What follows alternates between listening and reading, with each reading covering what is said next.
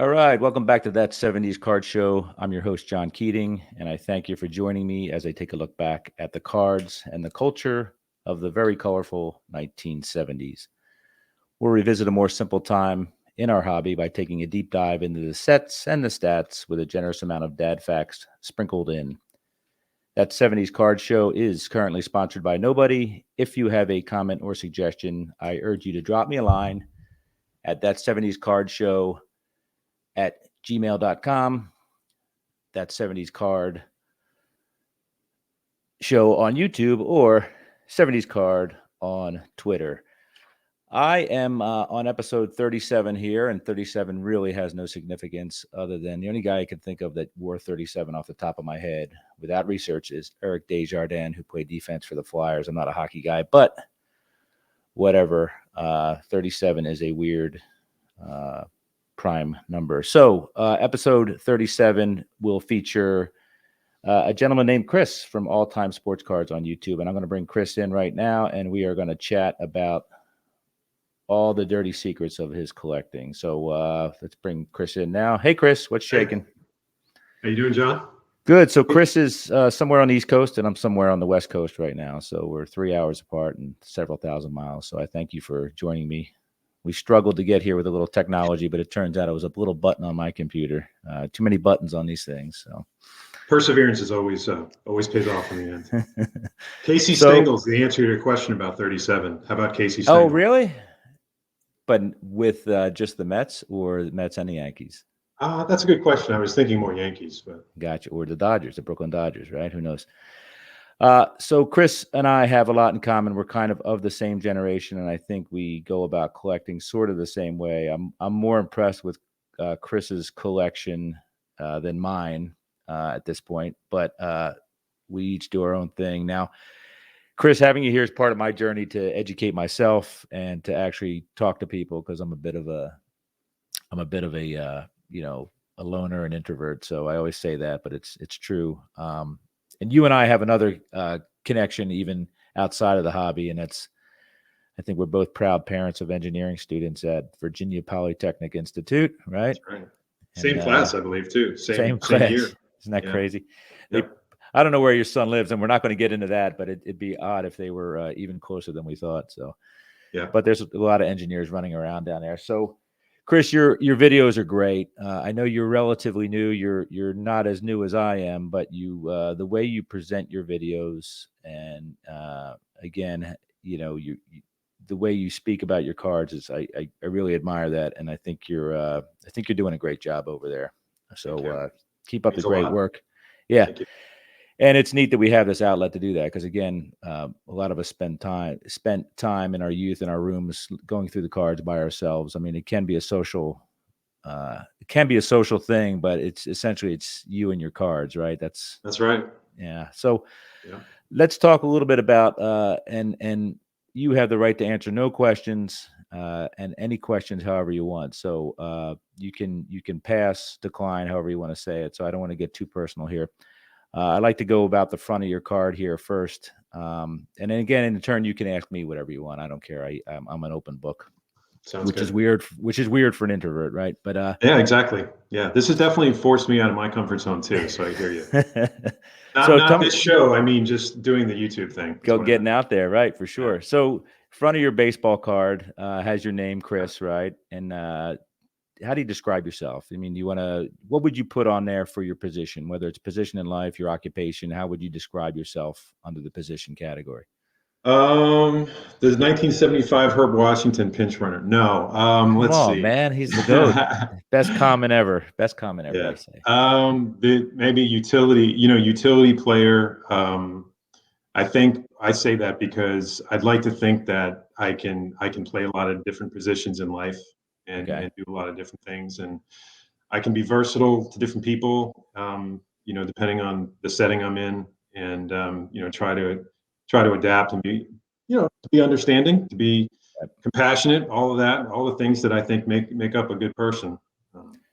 So on that card, would you be caught with a big puffy satin jacket, or are you going strictly just with your uniform top? Oh, uniform, man. You gotta, you gotta show off the athletic build, right?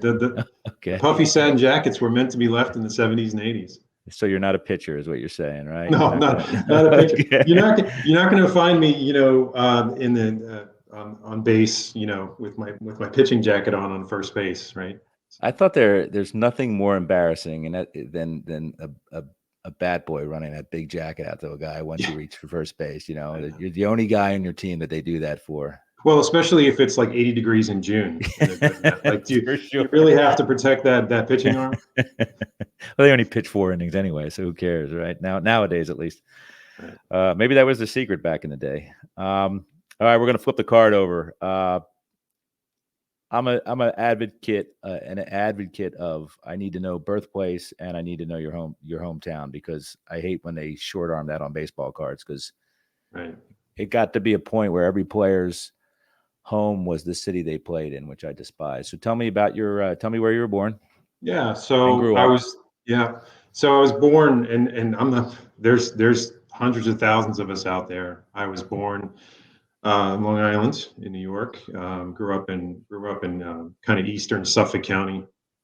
I was about an hour and a half from New York City. So big sports culture. I was born and raised there.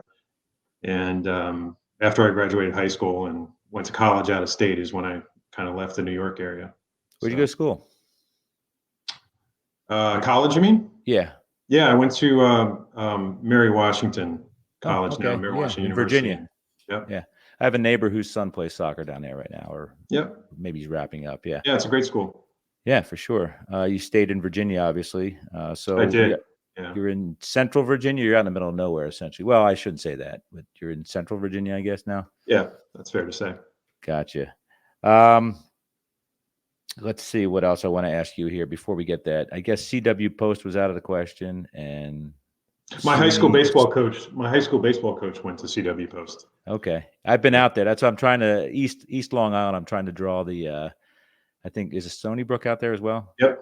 Yeah, gotcha. My mom used to teach there as a professor. I've been to all those places, and more importantly, that's where my favorite baseball player is from. That kind of that region, right? Carl Michael Yastrzemski's from Southampton. Bridgehampton. Yeah. Yeah. No more potato farms out there, I guess.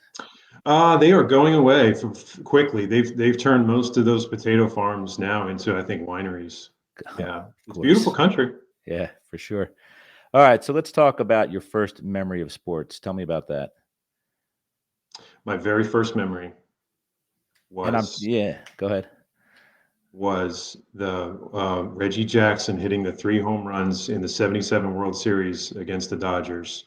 And I remember sitting in my den watching the game with my father, and my dad just going like nuts. And I'm like, because my dad is he's a straight-laced guy, like almost no emotion. Right. And I saw him like get really excited about it. And and I was 4 years old at the time. I was born in '73. So when I saw my dad reacting that way, I was like, oh, this is pretty special. I better follow what he's following. So I was kind of hooked at that point. Was your dad, now we'll talk a little bit more about your dad, because you have a great video about that on your channel. Was he I don't want to say diehard, but was he an active fan? Yeah, he was. He was all Yankees. All Yankees, okay. Mickey Mantle was his guy, Mickey Mantle. He grew up with Mickey Mantle. It's a shame you weren't sitting on a stack of Mickey Mantles, I guess, or maybe you were. I don't know. I've asked him 100 times over the decades. Dad, are you sure you don't have any Mickey Mantles? Are you sure? Are you sure they're not hidden behind the wall somewhere? Yeah, right. I'd be out there with a crowbar and a heartbeat.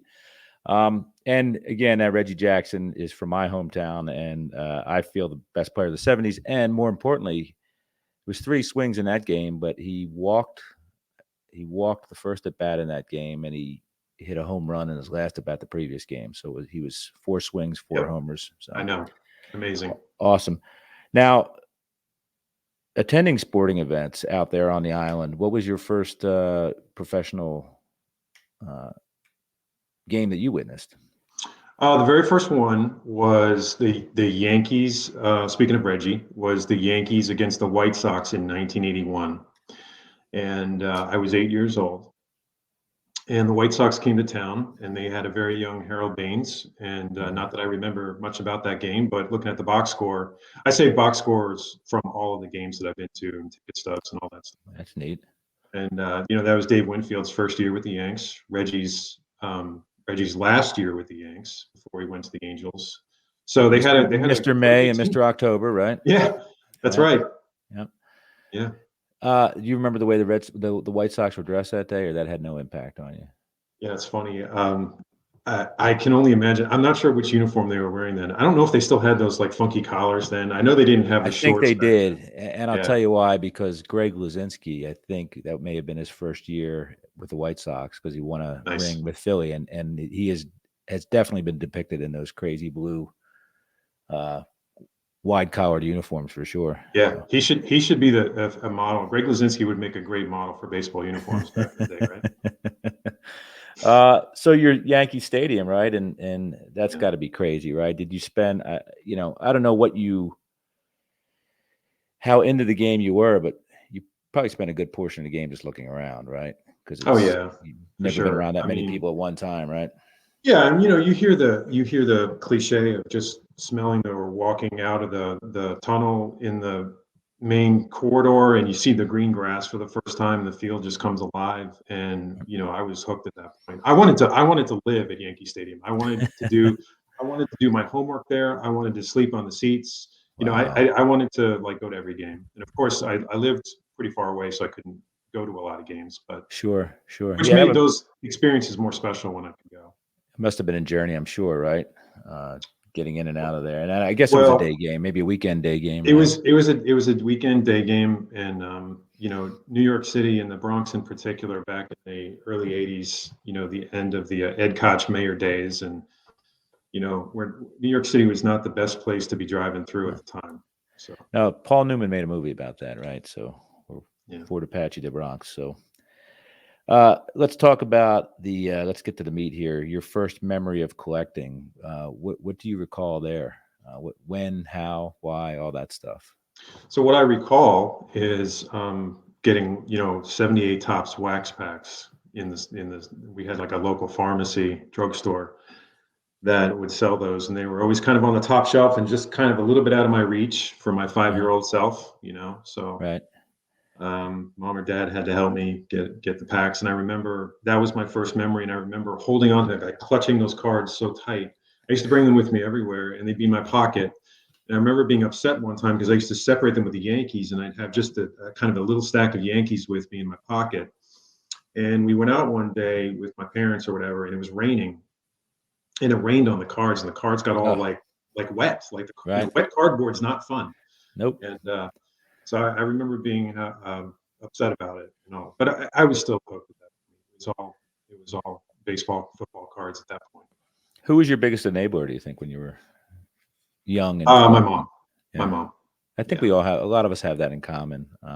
She'd be the one driving me to the card shops. Yeah. Card shops. Okay. Yeah, I don't recall a lot of card shops in the 70s. I recall. Well, not then. No. Yeah. No, that was later. But the first card shop I ever went to was 1983. I was about 10 years old. I do remember that. Yeah, every trip to the store should have ended with a pack of cards in your hand. That was my philosophy back then. So absolutely. Have you taken any breaks in your journey? Yes, a couple of brief ones. I think I collected for a long time until maybe like senior year of high school. By then, it was the junk wax era. We were right in the middle of the junk wax era.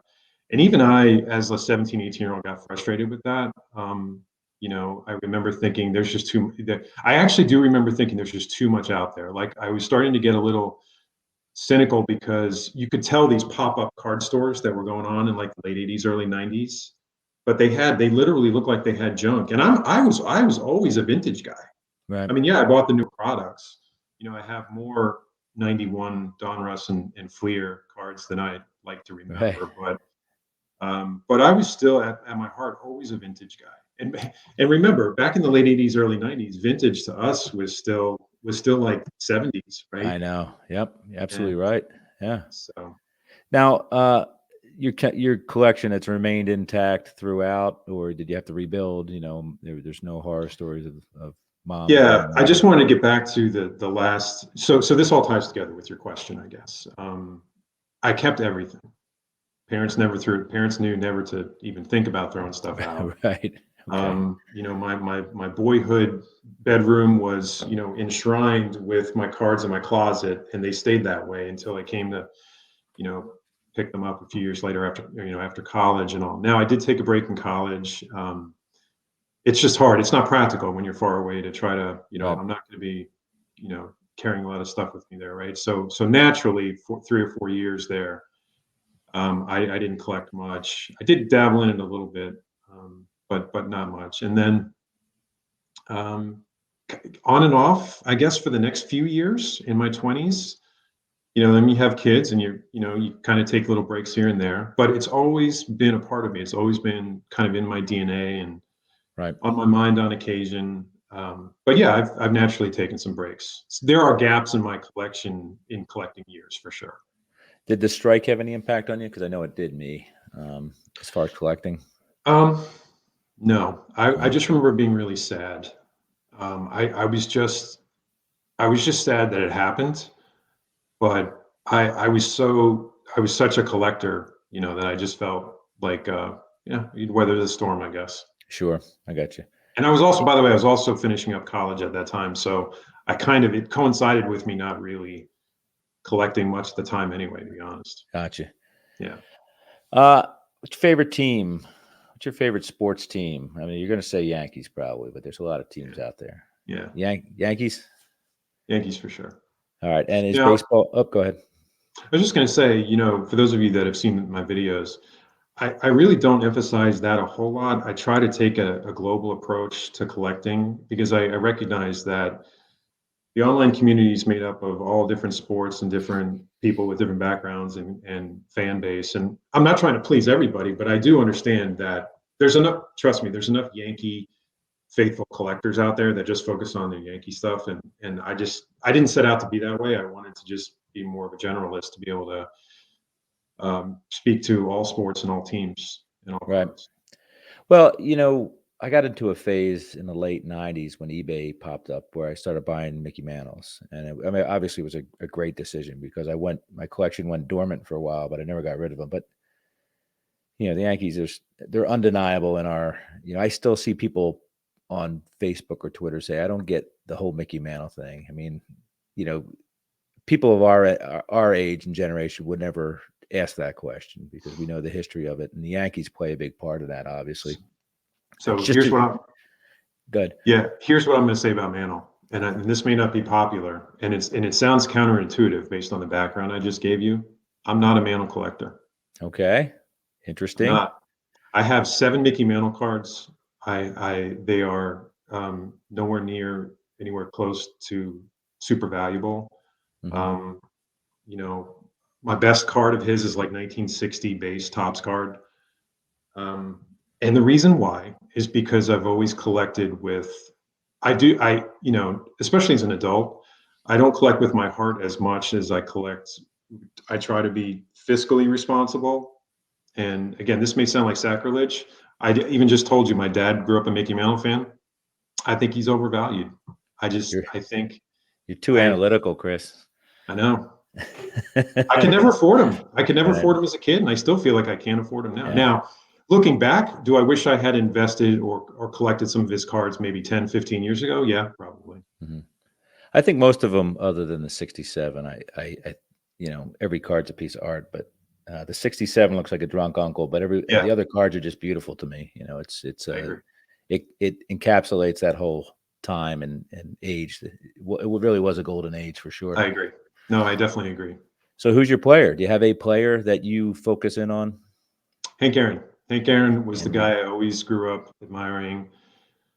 Reading his book, he set the all-time home run mark, the year after I was born, and just I grew up with just knowing the legend of Hank Aaron. And now, right. of course, I don't have memories of him playing because he retired in '76, but I always studied him and always just gravitated towards him from the beginning. Well, I mean, he's squeaky clean on and off the field, and what he had to go through was amazing, right? Exactly.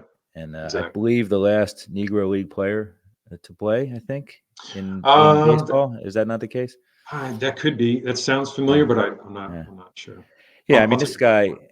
Yeah, I always I'm not shy about my admiration for him. I call him the greatest hitter of my lifetime, right? I Yeah. mean, talk about RBIs, talking about home runs, total bases, all that stuff. I don't know how much more you can argue against that with the numbers he put up and what he had to deal with and all that stuff. Yeah, yeah. Uh, Now, when I was a kid, my Yankees player was like millions of Yankees fans out there in the '80s was Don Mattingly. So I do have a Don Mattingly PC, which I haven't shown on the video yet, but someday okay, I'll break it out. gotcha. No Dan Pasqua or Mike Pagliarulo. No Mike Pagliarulo. Yeah, good name Okay. though. Good name. I I'm going through some collections that I bought, and those cards keep popping up, and Yeah. it's great. It takes you back for sure. But wow, so where you live isn't exactly a hotbed of professional sports now. How Right. do you like scratch that itch? That's a great question.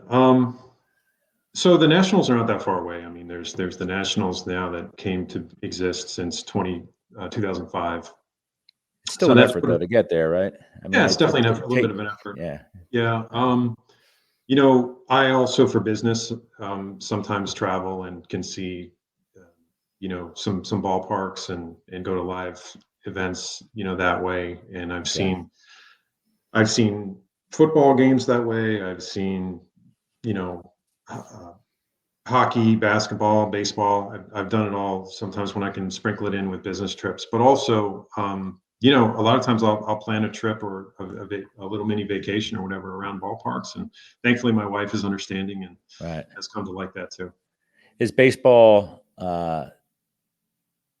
it throughout your life? Baseball is the undisputed number one in Yeah, your heart. Okay, yeah, because your collection, like I said, you have a lot of football sets from the '70s, which are awesome. You seem to collect the goats, which is amazing, right? yeah. And I was do. that a decision early on? I've seen you flashed some Gretzky's and Jordans and all that stuff. How did that come about? Was that just organic, or did you use your analytical mind and say I need to hone in on these guys? Both. I saw Gretzky play the New York Islanders back in the '80s, mid '80s, when he was with the Oilers, and he had a hat trick.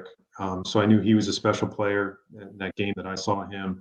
This was right after the Islanders were done with their, 4 Stanley Cups in a Yep. row, and but I got to see Gretzky in his prime, at the Nassau Coliseum, which was pretty amazing to see that as a kid. And so I've always liked him.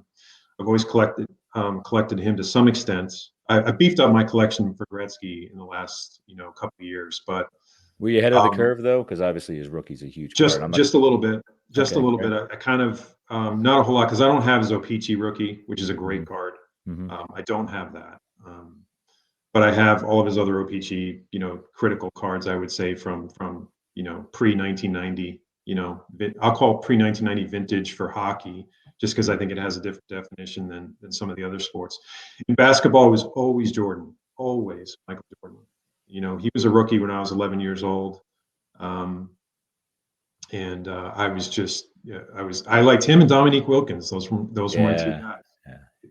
So You know, I like to say in the '70s that basketball was still kind of in the shadows, and the '80s, it was, I blame it on Magic and Bird in '79, right? yeah, But it really was an exciting time. The '80s were great. You had yeah, Elijah Wan and all those guys exiting, like Jabbar and Doc and all those guys. So definitely. Yeah, you I've really come to love basketball a lot. It's really become my number two sport now after baseball. It used to be football, right. and I still love football a lot. I mean, that's for me. Basketball has been the part of my collection that's probably grown the most in the last maybe 5 to 10 years. I think they're again. This is the '70s. We talk about the '70s here, but I love the '70s basketball cards. I think Yeah, me too. they're all beautiful, and I don't care how garish they look. I think they're I just perfect. Yeah, I agree, and it's growing on me. Even the tall boys. A lot of people don't like those tall boy cards from '69, '70, and '76, but I love them. I don't know if you caught my last video I posted, but there's one I did on the Lakers. Yep.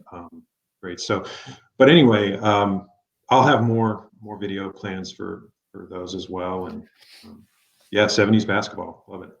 So how do you 2022? How do you acquire most of your cards at this point? What platforms do you use to add to your collection? Yeah. So the one glaring omission from the way I do things is I'm not on Facebook, so I miss out on things like Facebook Marketplace. Um, I've had to get more creative outside of just eBay. I mean, eBay. I've been an eBay member since '99, so I was in early on a lot of stuff, not just cards, but other things, but Mhm. sports memorabilia, stuff like that I used to buy back in the late '90s, early 2000s. But maybe 75 to 80% is eBay. The other 20%, I have an LCS, a local card shop, about 30 minutes away, 20 minutes away, and then I have estate sales and auction houses that I'll monitor. I do Right. that as well to some extent, and that makes Yep. up the bulk of my buying experience. I've heard you talk about the possibility of going to the national. I hope you can make it there. I haven't been since 1991, so uh, I've got no room to talk. But it's not too far away. It's not bad. Yeah. Uh, No, I mean, I'd like to try to go. If I can make it, I'd like to try to go. I mean, the town. It's not breaking news, but the town's a bit of a dump. But Yeah. it's. I think it'd be worth going. I'm only an hour and a half away, so it's not a big deal for me. Let's talk a little about collection quantity. It seems you're a set. You're like me. You're a set completist, which is great. Yes. Yeah. Do you It's have a the rough? way we were raised. That's what we Yeah, did for as kids sure. back then. Yeah, you completed sets. Now you talk about your LCS too.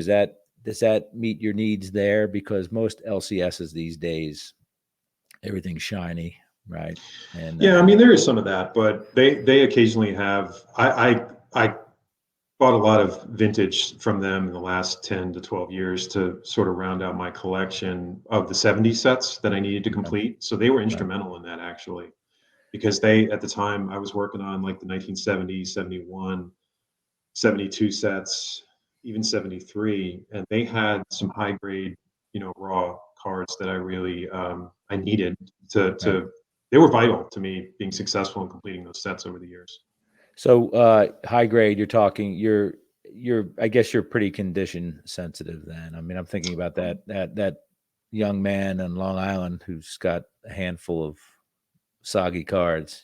Obviously, Yeah, you've so evolved, that's right? right. Yeah, good point. So yeah, when I grew up, I didn't care about condition. I mean, I remember buying my cousin. I had an older cousin, and he had early, '70s, mid '70s cards that I couldn't believe he even had those. I thought they were untouchable. And I remember buying. I don't know why I still to this day don't know why he didn't give it to me. But he was a teenager back then and wanted to make some money, I guess. So I bought Sure. his 1975 Topps Robin Yount rookie because I really wanted a Robin Yount rookie. And I think it had like three creases in it. The corners were terrible, and I think I paid like $15 or something. I mean, it was a lot of money back then. Wow, that is, But yeah. because back in the day, I wasn't discerning enough. A lot of us didn't care about condition. We were just pure collectors. We wanted the card, right, regardless of Right. condition. So But I that's had, changed now, right? You're yeah, you're more sophisticated. I like to complete the sets and then I'll go back if I need to, which I've and done. and I do that too. That's why Yeah. sometimes I'll have a lot of doubles of cards or triples in some cases. Try to get the 1971 Claude Raymond in great shape. That's centered. That's why I have 7 different Claude Raymond cards because that's just a notoriously hard card to get. Number 536 in the '71 set, and you know you just can't find them centered in high grade, right? So Right. I upgrade slowly over time. I'm sure you can relate. You probably do that too sometimes. Sure. Yeah, I do. There was a guy yesterday that I'm in here in Vegas and mentioned my hobby. He brought in some cards from the '70s that he had a stack, and of course he thinks they're worth a lot of money. And I said, if I bought these from you, I'd give you $25, but it would only be, I'd probably get a handful of these cards to replace mine that I already have. But it doesn't. I'd rather complete a set than settle on the condition of the cards first. So, Yeah, you know, no, I but agree. I agree. so collection is still volume wise overwhelmingly baseball, even though you keep flashing all these hockey or all these football sets and all that stuff. I guess it's still Yeah, I mean, I'm trying to give love to all the four major. I'll say the four traditional U.S. sports. I right. know that there's others, sport, wrestling, soccer. We all know that there's been a big push for the other sports. I'm going to stay for me, I have more than I can handle with 4 sports. Okay. So my theme is going to stay with those 4 main sports. Just because there's so much I can show and talk about and collect in just those 4 sports. Any non-sports stuff? I mean, I know that seems to be popular right now, but I really don't. I have Star Wars. I guess I have Star Wars cards I'm a big Star Wars fan as well, but I never got into the cards. okay. I was into the Star Wars figures, so I had all Right. the little All the figures and Kenners, stuff. whatever they were. Yeah, Kenner yeah, the old logos, right? Kenners, yeah, for sure. So I love Star Wars, but I never was into the cards other than when I was literally like 4 or 5 years old. So back in 77, 78, I did have them. Right. And they're in an old shoebox, Yep. because they're in horrible shape. Now, gaps in your collection, and we all have them, obviously, but you're probably like me. You'd rather work backwards than forwards. Is there anything between your maybe 1990 and now that you feel like you need to tighten up, or? When you said 1990, you didn't mean the year of the cards. You meant it's from when I like sort of took a break from collecting to now. Is that what you Yeah, meant? I mean it's and you talk about how many cards there were back in those days. That day, I don't know whether Yeah, that slowed down your pursuit of that's current a good. cards. Yeah, it did. It did. I kind of stopped the whole current card thing after that. I didn't. I stopped buying wax mostly by 1990.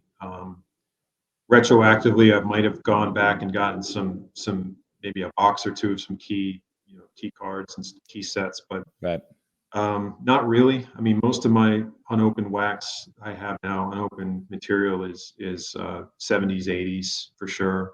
Nothing earlier. That's too high. That's high roller Sure. stuff. I can't afford that now. Now, it's tough. It's kind of I have a lot of admiration for the modern collector. It's not my thing, but it really is a lot to keep track of, right? Yeah, What it do you is. feel about today's? We live through the junk wax here, and we talk Oh yeah. about that, but it seems to me that there's so many more cards now than there are back then, right? It's overwhelming. I just don't know how the modern collector keeps up with it. I don't, and I just know what I know and what I'm comfortable with, and I'm going to stick mostly with vintage. Now, I say that, but I do have some what I would call like key cards or key players. Pre 2018. It just depends. I really pick and choose my battles with what I'll purchase. Um, I don't own like a LeBron James rookie. I don't own a Tom Brady rookie. Um, I never felt compelled to collect those particular players. But I did like Kobe, and I have some Kobe. Kobe to me, he had a fighting mentality like MJ, and so I felt like I could relate to him better. So Sure. I have a nice Kobe collection as well, and I haven't shown that yet. Well, I guess we answered, you know, our own question because you and I are set completists, and that's not the case these days. Most people aren't, Right, right? They're chasing whatever, and right, it's a different deal. So I guess they don't have to keep track of every card, right? Because they're not yeah, trying to complete every card. So, yeah, yeah. um, modern technology. What do you use any tools? Any of the modern tools? There's a lot of them out there to track your collection or to Yeah. influence your purchases. Yeah. So I use. Are you talking about like just database of Yeah, I mean, I use Beckett OPG because it's okay. I can I just use log vintage everything in card. there. Gotcha. I use vintage card prices, VCP, Right. and I started using that last year, and I like it because I can document my collection that way too. I can download, into Excel, all of my grade. Now that's graded only, so those are graded slabs. Right. My raw, I just keep on a traditional Excel spreadsheet for my raw Right. cards. And I have a Okay. lot of, I mean, I have a lot of raw cards, obviously. Yep. Yep. So Yeah, I mean that's part of the gag is I log them all in the Beckett, and I don't pay attention to the prices. It's just yeah, it's easier for me to track what I need and all that stuff. Talk a little bit about graded there. How many yeah. slabs you have, if you don't mind me asking? I'm approaching 500, That's a lot. which And I didn't think going into that whole process. I bought my first slab about 15 years ago, and I didn't think I'd get nearly that many now. Hey, John, sorry, 1 second. I got to plug in my laptop. I'll be right no back. worries. All right.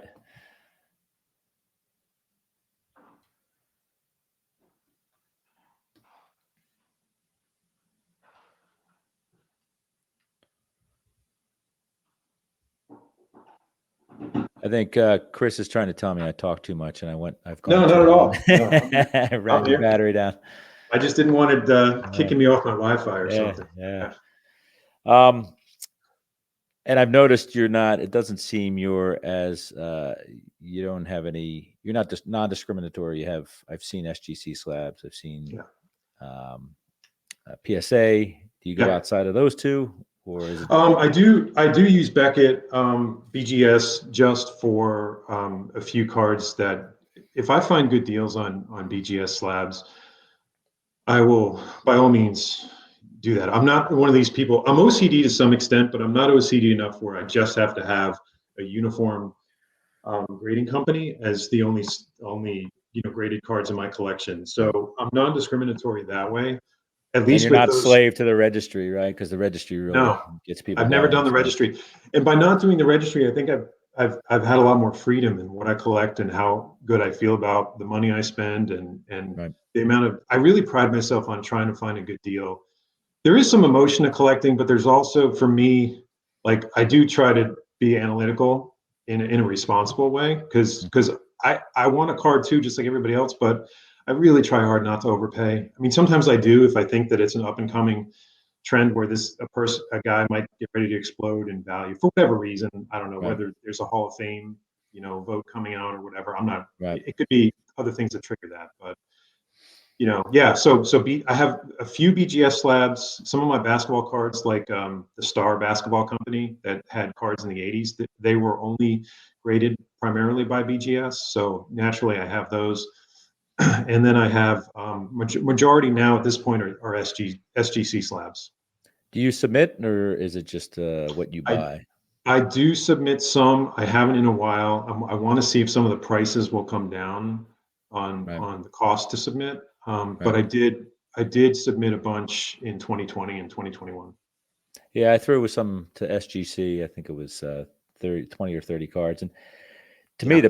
the prime reason for that was I wanted the cards back. They're my cards. They shouldn't Yeah. sit somewhere for 14 months, right? I mean, yeah, that's the thing. People send slabs or cards away to be graded for different reasons, and nobody should have to defend themselves on why they do it. And Right. people collect the way they collect, and I'll even forgive the investors who just want to flip it. Yeah. Yeah. Yeah, exactly. What's your oldest slab that you have as far as card wise? I do have a T206, Piedmont T206 of a guy named Lefty Leafield, who is a no name. I just really like the card. It's in a PSA 2. It's my lowest graded card in my collection, a PSA 2. And I just wanted to have a tobacco card slab. And that brings me to another thing. You asked about gaps in my collection. If I really thought about a gap, it's pre-war.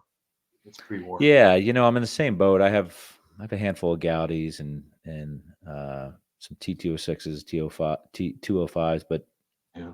I don't know why that's the case. We have that in common. That's interesting. I wonder if that's our demographic or what. Yeah. But there's so much more. I think there's so much more to get to the 50s. I have to get through the 60s and the 50s first before we go. I'm the same way. You I'm know, the same way. If you were to ask me about collecting goals, I mean, I still have some gaps with Hall of Fame rookies and just some players. yeah, My problem is I can get distracted. You can tell I'm a true collector because I get distracted with, hey, I still need a Juan Marichal 1961 Topps rookie, but oh, I can get this 1963 Marichal or this yeah, 66 Marichal, and look how cool that card looks. I yeah, might want yeah. to buy that first. So what I find is I've got a lot of second, third, fourth year cards of a lot of Hall of Fame players, but sometimes I don't even get their rookie card first. Well, I mean, this is a hobby of opportunity, right? Every card. You're not going to find the card you need in order. So Right. you get what you get when it shows up, when it falls into your lap. You have to move. Yeah, it's sort of like when you're walking around at a card show and you might have a list in mind of what you look for, but after I'm finished a day at a card show and I look back on my list, what did I check off my list? Probably Yeah, 10%. The other right, 90%, I right. didn't even know what I was going to buy going in. Well, that's part of the fun, right?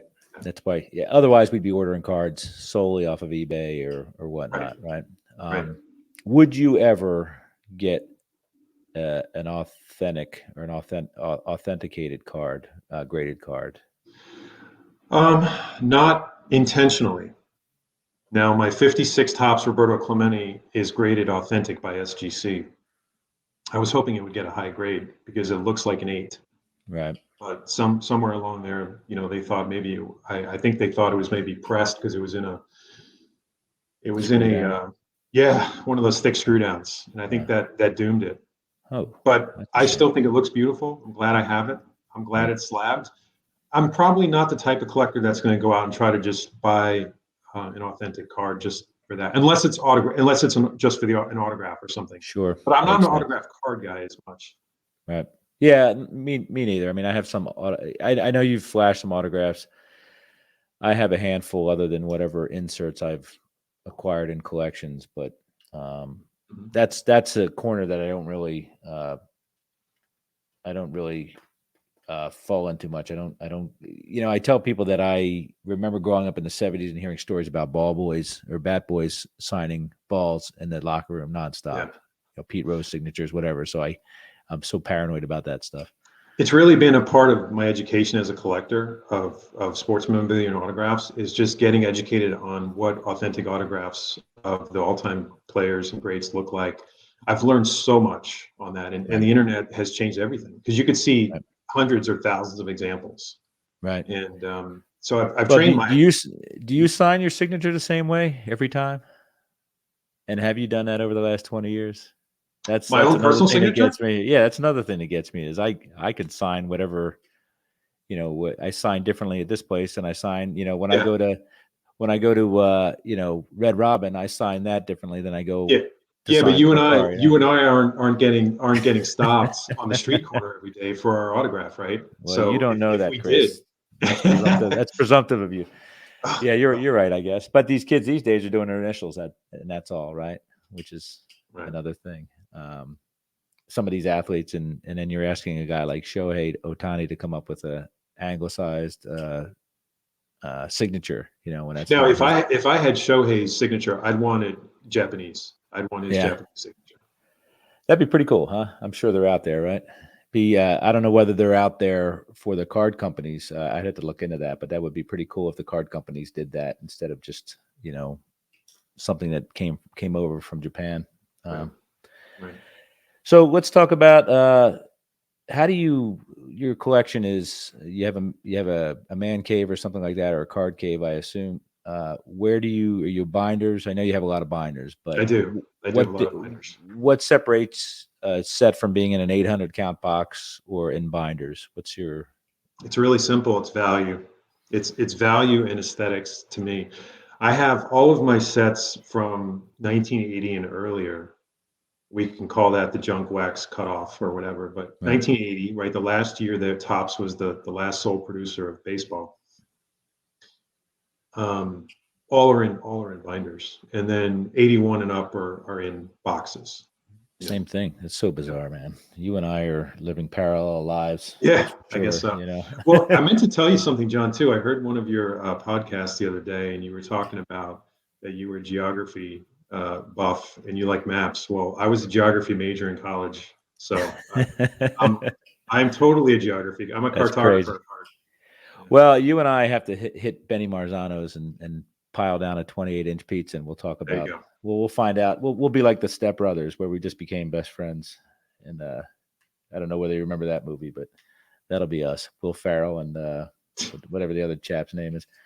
What is your factory sets? I guess I assume you have some from the '80s, right? I have some from the late '80s. I The, assume. the first factory set I remember getting was 1985 Tops, which, if Okay. I'm not mistaken, for Tops was the first one that they did. Other than '74, but yeah, Good point. Other than yeah, 74, where you can yeah, order it out of the J.C. Penney catalog or whatever, Sears right, catalog. You're right. yeah. But yeah, that's when they start. That's when that came about. You're right. Yep. Yeah. But I What is did have factory sets from that point on until about 2000 and I don't know, 2000, something like that, 2001. Wow, that's pretty. That's not bad. Um, Oldest set completed? 1970 Baseball. baseball. Okay. Notice I stopped right before Mantle, or Yeah, right that's after true, Mantle right? retired. That's true, for sure. Any what is your right now? What are you hunting? What set? you have to have one of them. You have to have a favorite child here. What set are you trying to complete now? Is it the 69? Is it So going in I order haven't backwards? ventured into the 60s. I just Okay. haven't. I think that's possibly more than I want to try to attempt right now. I'm going to stick with, for my budget for baseball specifically, I'm going to stick to Hall of Fame players and Okay. just try to complete some different key players. I'm looking for value. I'm looking for players that are undervalued. I have a Frank Robinson PC. What I'd love to do is get some more Ted Williams, some more Stan Musial. Greatest hit ever. Ted Williams' greatest hit ever, in my opinion, the greatest People hitter. do not understand. Like, if you think about, he missed all those years to the Korean and World War And World War II. II. Yeah. Guys, it's unbelievable the numbers he would have put up in his prime. Yeah, And for he's sure. coming off a season where he hit 406 in 1941, and he goes to war in 43 through 45. I mean, it's mind blowing when you think about it. Yeah, Baseball Reference does not lie, so people need to dig into that more. On base percentage, all that stuff. The guy was amazing, Yeah. for sure. But I say that, and I don't have enough Ted Williams cards, so I want to try. I'm the same way. And that's something that I'm in the process right now of buying a collection from a friend who has a 55, but I barely have. I got a 56 and a 57 this year, and I was amazed that I don't have more Ted Williams cards because. I mean, it was tough because in the 50s he floated in between sets and all that stuff. But Yeah, and I don't know what you think about like non-traditional sets, other than tops, but like the 60 Fleer, or sorry, the 59 Fleer 59, set, yeah. you can get some really nice looking Ted Williams cards because he was in his own set.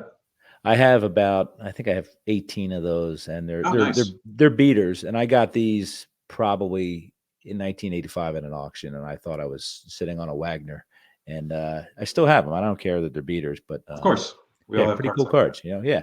Yep. I mean, it was Ted Williams plus it was a Fleer set from the 50s, which kind of blows your mind Right. when you saw the quality of the Fleer cards in the early 80s. It's No hard to doubt. believe that they had been in the business that long. So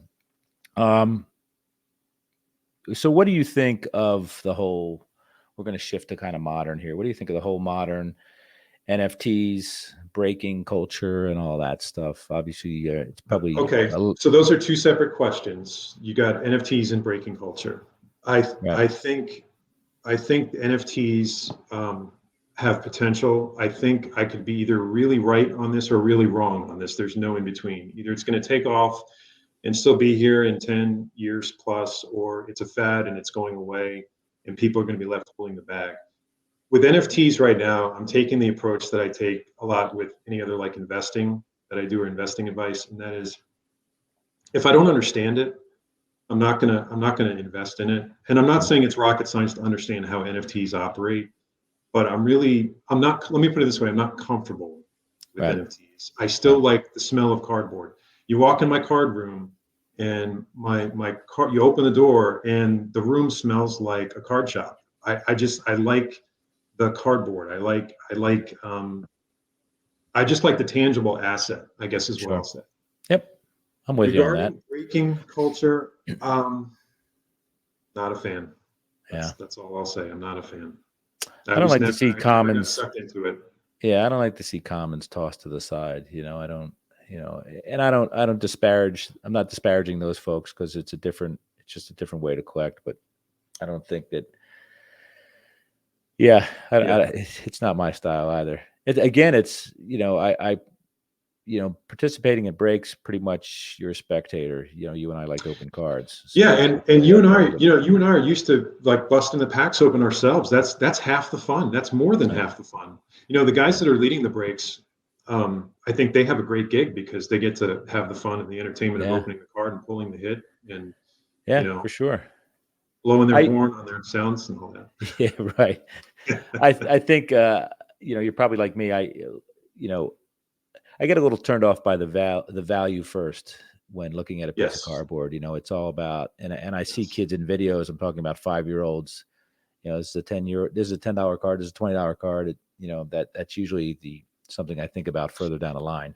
Well, I agree, and I think it is sad sometimes, but I also am a little empathetic with that too, because if I were to be truthful, I realized growing up in the junk wax era when I was a kid, I kind of had to think the same way, because if I only had a few precious dollars to spend on cards, I needed to understand what those values were.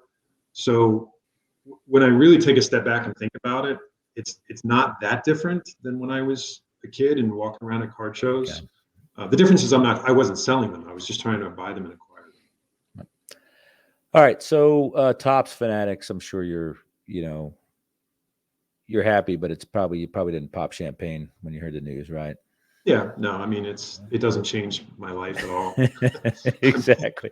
I mean, People were acting like it was General Hospital in the early '80s, right, like exactly. or Dallas, just. I'm glad it happened, but whatever, right? We're gonna doesn't change our path for sure. Well, what it does, the takeaway for me is that it gives a shot in the arm to the hobby going forward. They've got anytime there's major investment dollars going into this industry or this hobby by large players, that's a good thing. So Yeah, see, I disagree with you to an extent there, and because we are a secondary, our hobby thrives on the secondary market. That's the hobby, right? right. And it's a tough nut to crack, and they're going to try to find a way to crack that. Everybody, several entities have tried over the years, but it's a tough thing to crack. I know I'm in Vegas right now, and the Mint Collective was happening here, or going to happen here in a couple of weeks, but I'm starting to worry about promoters on a national level that have nothing to do with our hobby getting involved, because then Right. I look at that as a way to separate money that should stay within the hobby and going outside of the hobby. So Right. that's That's a my good concern. point. No, that's a fair point. I mean, the good thing is Fanatics has bought Topps, so that kind of keeps it in the family. But then the question is, how is Topps going to evolve and change in time with that? Right. Sure. Yeah, it's fun because the technology. It's kind of like the late '90s in the Silicon Valley. There's a lot of innovation going on right now with the technology and all that stuff in our hobby, and there's some consolidation going on. But I guess that's the future that we have to look for. That's the thing we have to keep an eye on. It'll be interesting to see. Again, I think that if you have the choice between spending $1,000 to go to a convention versus $1,000 on cards, it should be a no-brainer. You spend that on cards, Yeah, right? no question, So, no question about it. let's talk about the '70s real quick. Favorite set from the '70s. I don't care what sport. 1971 Topps baseball. I love the challenge of it. I did an early video about my journey in collecting that, and climbing the mountain with completing it, and it's just such a challenge. And it was so much fun. And I love the action shots. I love some of the innovations they did in '71 versus '70. And a close second would be '73, because that was the year I was born. But also, I like some of the images on that as well. Quick plug for Vintage Card Curator. He's got a YouTube channel that he just did a 2-part series on the '73 top set. It's It's unbelievable. amazing. It's amazing. What Yeah, research, huh? yeah. As you know, I'm a stream of consciousness guy. That guy, the preparation it took to do that is mind-boggling. He said it took months. I mean, think about it. You got to It's really love amazing. what you're doing if you're going to produce something like that. So cool, though. We're talking Yeah, about helmet giveaway day at Oakland Coliseum it's as being awesome. one of your clues, right? Good stuff. What's your family think of this whole thing? I think they've become increasingly supportive of it. I tried to get my boys into it early on, and they have some cards, but they're not. They're just a product of a newer generation now, where they have other interests, and I'm totally fine with that. I think it's Yeah, extremely healthy. for sure. They'd much rather play sports. Both of my boys are pretty athletic and played high school sports and all that, and it's that's cool. You might as well be outside doing it, right? Yeah, yeah. And my wife she's understanding. She knows, and particularly the last couple of years when I've been stuck at home and like a lot of us, and not on the road as much. Right. Yeah, that's great. I mean, it's fortunately I don't know anybody that does get pushback from the family member. They tolerate it, which is awesome, right? Yeah. It's our little geekdom, I guess. Yeah, And and it is still that. I mean, it's no different than when I was a kid. I can't. I have the YouTube community here that like this, or where we can share and talk about it because we have similar interests. But We're successful in life too. You know what I mean? We have jobs, we have homes, we have cars. It's not like we're still living in mom's basement playing with our baseball cards. So we can function in society. Right, but I'm also not out there with it. It's not just a major. I don't. It's not that visible in my life. So 9 out of 10 people don't know I'm a big collector. Do you have any other diversions or hobbies that you that kind of cut into your card time? Other than your family, of course, but I mean just not a diversion. No, just like traveling when I can, with my family and my wife, and hope to do more of that at some point. But still in the prime working years. What's your favorite place that you've been to in your travels? Ooh, good question. Spain. Been to Spain. South Coast, I guess. Yep. Barcelona and also South Coast for sure. Yeah. It was awesome. All right, so this is the final four here. We're getting to the end. These are very important questions to me. Your favorite musical act of the 1970s? Van Halen. Oh, there you go. Look at you. That was a surprise, Chris. I'm very impressed. Possibly the greatest American rock band ever, right? Love them. They were my favorite. Now, is that something that you acquired later on in the 80s, or was that, you didn't, as a 5-year-old, hear Eruption and then think? No, no. But when I heard Eruption for the first time, I was definitely hooked, even as a kid. But okay. No, the first album I remember purchasing was 1984. Yeah. Okay. Yeah. And one of the best album covers ever. Yeah, for sure. Angels smoking cigarettes, right? Or cherubs, whatever they were. Yep. There's so many great bands from the 70s. That's one I did not expect. So that's awesome. I love it. So I actually threw you off. That's good. You did. Yeah. That's impressive because again, there's so many good bands, and that's one that I would not, again, I'm impressed. So you get a point for that. Blown Save. Okay. A blown save is a card you had that you got rid of that you wish you had not. Well, here's my problem with answering that question. I'm such a hoarder and a collector. It always pains me when I get rid of a card. Right. But it could have been flipping when you were 9 years old. No, yeah, no, I hear hear you. That. Yeah, the one that comes to mind is I had a 56 Topps Ernie Banks, and I was about, I don't know, 12 years old, and I think I traded it for like a Kirby Puckett Topps rookie or something. Of course, who wouldn't do that trade, right? Holy mackerel! I still need to replace that card. I don't have that card. There's something in your mind blocking you from doing that because probably. You might have to see a therapist about that. Your Bill Buckner card, you had it, but you never quite had it, right? Is there anything like that where you're at a show or an LCS that I should have pulled the trigger on that? So don't tell me a Kirby Puckett rookie card because no, there's a lot of good examples of that actually. Unfortunately, well, I'll give you a collection that I should have bought. Okay, there was a Craigslist ad about 5 years ago, right before the big basketball card boom. And it was a local collector who had an ad on Craigslist that he had 86 Fleer basketball, and older gentleman, like in his 80s. And it was his and his son's collection or whatever. And he wanted to get rid of it. So I called him and I said, I'd like to come by. And it was around like Thanksgiving time. And I said, well, that's all right. I'll get you right after Thanksgiving. Don't, this was like the Wednesday before Thanksgiving. I said, I know it's kind of a busy time. Let me just get you in a few days and I'll come over. He said, great. So I called him back and I said, okay, I'm ready to come by and look at it. He's like, oh no, there were 2 guys here yesterday that already picked it up and they bought it. Right. So I was like, next time I see something good, don't hesitate. I'm just gonna lesson learned for sure, right? And finally, your coffin card and why. What are you taking with you? I would say my 54 Topps Hank Aaron rookie. Mind asking me what grade that is? It's an SGC 4.5, 4.5. Very good. That, by the way, is my only BVG card. It's the only Beckett card I have graded is that one. You have a 4, right? I have a 4, yeah. Yeah, that's nice. Great choices. I want to thank you, Chris, for taking time. I know we had a little bit of a hiccup earlier. Yeah, we got through it. We got through it. I appreciate it. Anything you want to say? I get, you talk about your channel, All Time Sports Cards on YouTube. Yeah, no, that's about it. Yeah, that's about it. I don't have anything else to try to endorse or anything. I keep kind of a low profile that way. That's really the best way to get in touch with me is, folks can, I don't have Instagram yet. I probably should create an Instagram account just for this. That would be awesome. Maybe I'll do that still, but I don't have it yet.